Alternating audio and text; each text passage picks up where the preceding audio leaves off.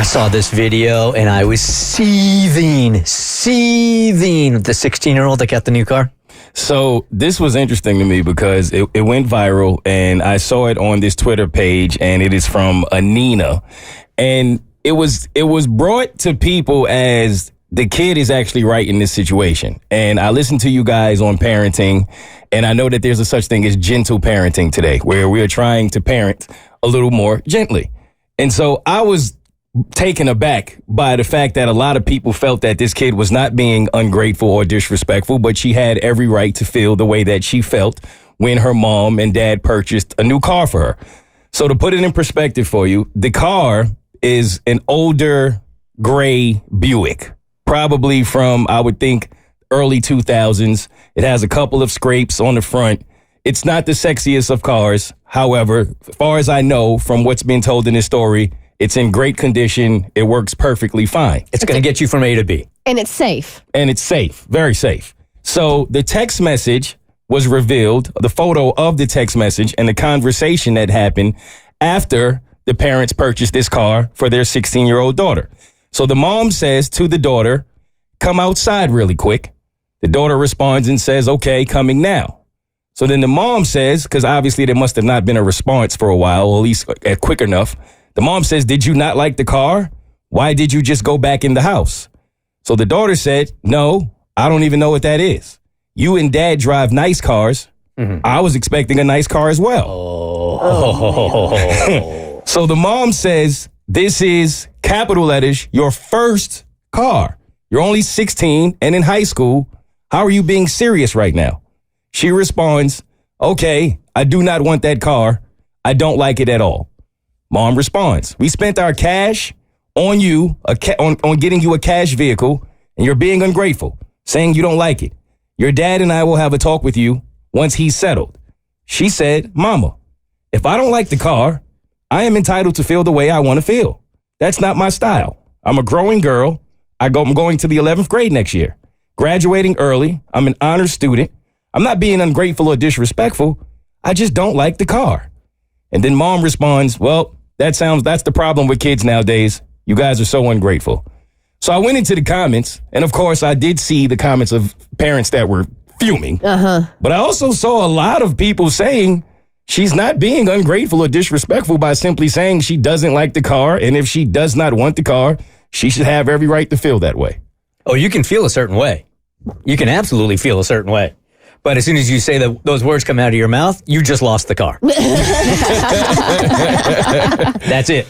I mean, it's so I don't know the family's financial situation. I don't know like what their understanding was with getting the first car, what like if they had agreed upon a budget. And so like if there was a budget and she could have been involved in picking out the car, that's one thing. But if they are like, "Hey, we're going to get you a car, we're going to surprise you with it," and then that's your reaction, yes, that's ungrateful. I mean, bottom line, your parents are, obviously your parents love you and love you enough to get you a car, and they're going to get one that they think is going to like get you from A to B safely.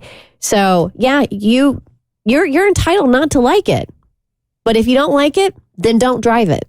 I wouldn't even give her the opportunity. I mean, as soon as the words came out of her mouth. Well, there are two takes on this, and let me give you both here in a second. Hey, Lisa, good morning. Hey, my first car was a 1978 Buick Century Wagon, and I was darn happy to have it. Did you get that car in 1979? In 85. Okay. I got in 86. My parents had driven it a while, and it was the Swimmobile, and I was thrilled. They have raised a brat, and she doesn't get a car. Well, that's where I was going to go with this also here, Lisa. So I would be infuriated. I would absolutely be infuriated. Had I given Hollis a car and he didn't like it and verbalized it, the car would have been gone. But I also got to take a look at myself, okay? Because if my kid has that attitude, he learned it from me.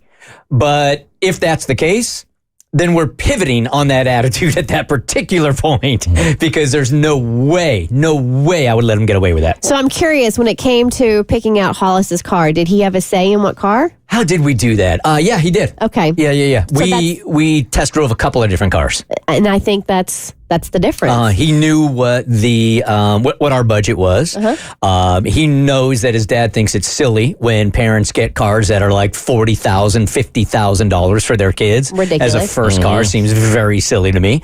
So he knew that, and we got the car that we ended up getting, which is a pretty good amount of money for the car that we got, which he totaled.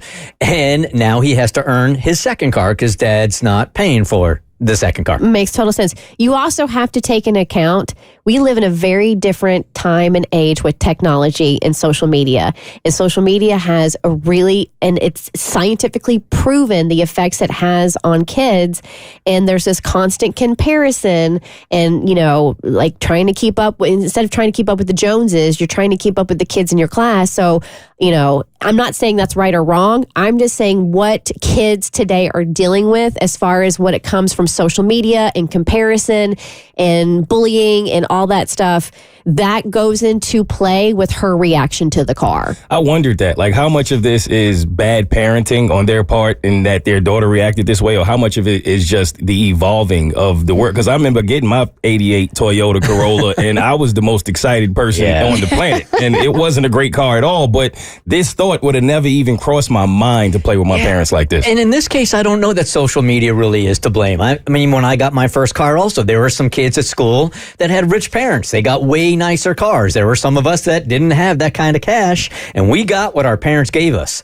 Actually, I had to split it with my dad, and it was a crappy car, but it got me from A to B. I would have never, ever said anything to him, or he for sure would have turned around and said, then buy it yourself. Yeah, it might just be a mix-up of expectations. Like she says in this text message, well, you and dad drive really nice cars, and now that's relative. But like if, they're driving Maseratis and then you pull up with the Buick, maybe it's more of just kind of like a shock. But it doesn't make it right for her to have that reaction, because I know kids in my class who would have loved to just have a car. So I kind of get where she's coming from an expectation standpoint, because you're immature. You don't have like a concept of how much a car really costs. But at the same time, like having a car is a big deal, and you should be grateful for that. The parents could have cars that are worth $250,000 each. They earned those cars. The 16-year-old hadn't earned a damn thing. If I'm the parent, you ain't like the Buick, you gonna try this Chevrolet then. We're gonna see how you like that one. Yep. The Bert Show.